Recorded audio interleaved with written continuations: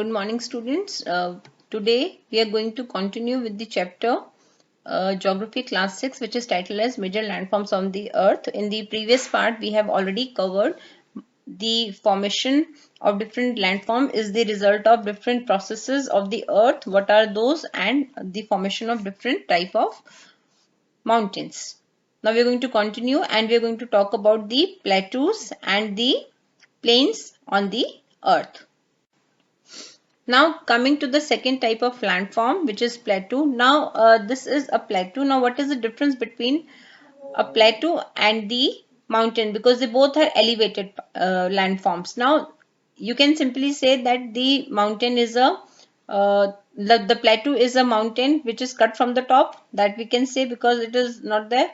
So first of all, the difference is it is a table land. It is a tabletop land, whereas a mountain will have a it is steep in shape like this, and it is having a peak. The mountain will have a peak and a steep, but the plateau doesn't have, though they both are elevated flatlands.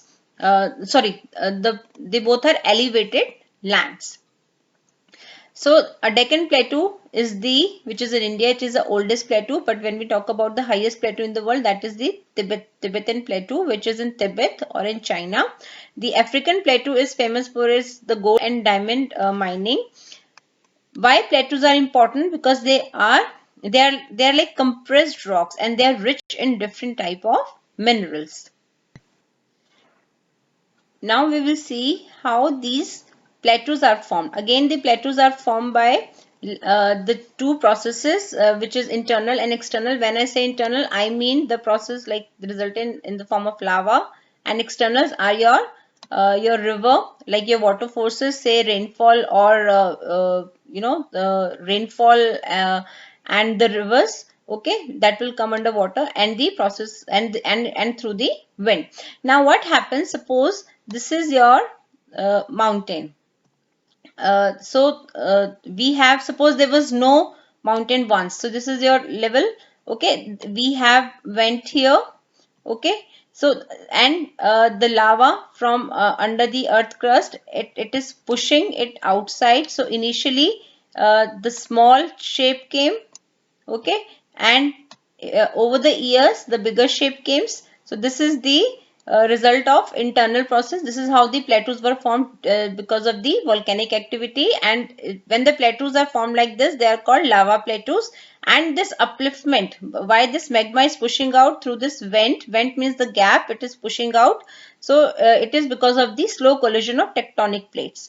And again, this gets its shape. Okay, now suppose this is a mountain. Now we are coming to the external force, external process. So suppose this is a mountain, and because of the erosion means it is cutting and rubbing. Okay, which forces are doing it? Your water, when I say, I mean rivers and the rainfall, and the second agent is wind. The third could be sunlight, because that also is very powerful. Now what happens? It is eroding the top like this. So it happens over millions of years ago. Now the resultant shape you can see is the plateau shape like this. So this is these are the two ways the plateaus are formed.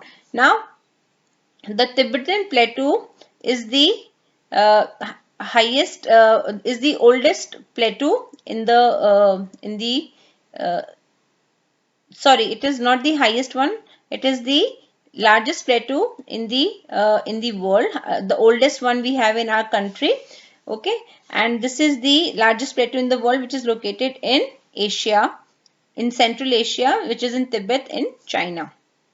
The oldest plateau is in our country, and this is the Tibetan Plateau, which is the largest plateau in the world. Now, plateaus should be given more importance and recognition, which has not been given so far to them. Now, why are they important? Because they are such reservoirs or the storehouse of minerals. They have rich deposits of minerals, like your African Plateau is the huge reserve of gold and silver. Chota Nagpur Plateau in India is famous for coal, iron, manganese. Like you cannot make steel without iron. So, okay, so all these things are there in Chota Nagpur Plateau. Chota Nagpur Plateau is to the eastern side. Now plateaus have huge water falls also, like Mountains will have glaciers. They are the storehouse for water. Similarly, they are also there. So two important waterfalls are the in India. One is in Chota Nagpur Plateau, which is the Hundru Falls, and the Jog Falls in Karnataka. Now they are formed when they are formed because of the volcanic activity, volcanic eruptions. They have black soil which is very fertile and is suitable for cultivation also. Plus plateaus have very scenic beauty spots which attract different tourists all the time. Now the third type of landform we are going to talk about is the plains. Now plains are large stretches of flat land. Most of the plains are formed by rivers and the tributaries. This is the, now we have talked about the first landform that we talked about was mountain. Then we came to the plateaus. Now we are coming to the plains. Okay, so plains are very important because they are formed by rivers and their tributaries. In India, we have Indo-Gangetic plains, and they are mostly densely populated region of the country. Now, if you see, this is the map of India. We have Himalayan mountain range here, which is a Yangfol mountain range. Then we have northern plains. We just talk about the plateaus, which is the Deccan Plateau.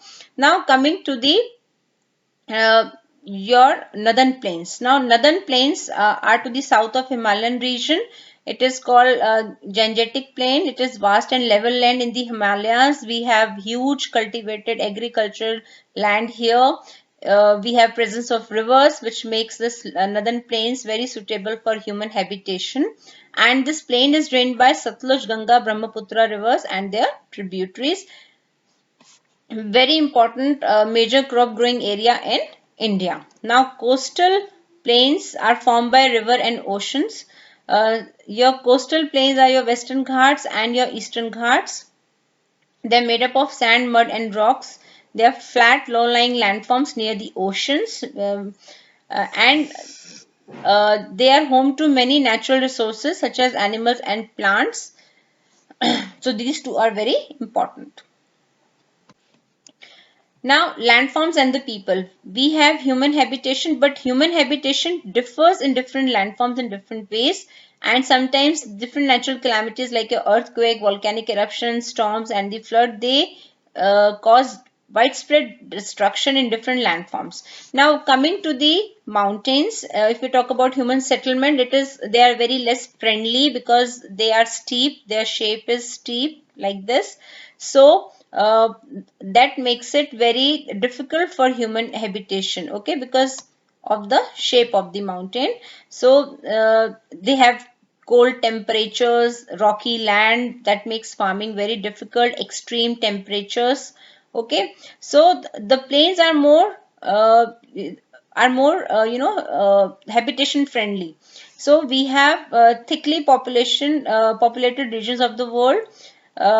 They are like because of the presence of river is there, so that makes it more the human habitation is more easier in the plains areas, which makes it thickly populated because you can grow crops and the presence of water bodies is also there. So the land is very precious to us. All the landforms are very precious to us.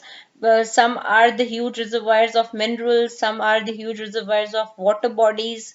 Plains are important because we can live in a better way there, okay. So all these are very important. All the land is very precious and we should not waste it, okay. We should use it judiciously. Construction activity of any time that may hamper it should not be done. We should see that fertile land is maintained. We should not litter garbage, throw garbage. It is our duty to take care of the land and any other natural gift that we have. That only will make us responsible and conscious citizens. Now you can go through all the important terms that we have done in this chapter. That will help you understand this concept in a better way. Please go through the video again. Please kindly like, share and subscribe if you liked it. Thank you.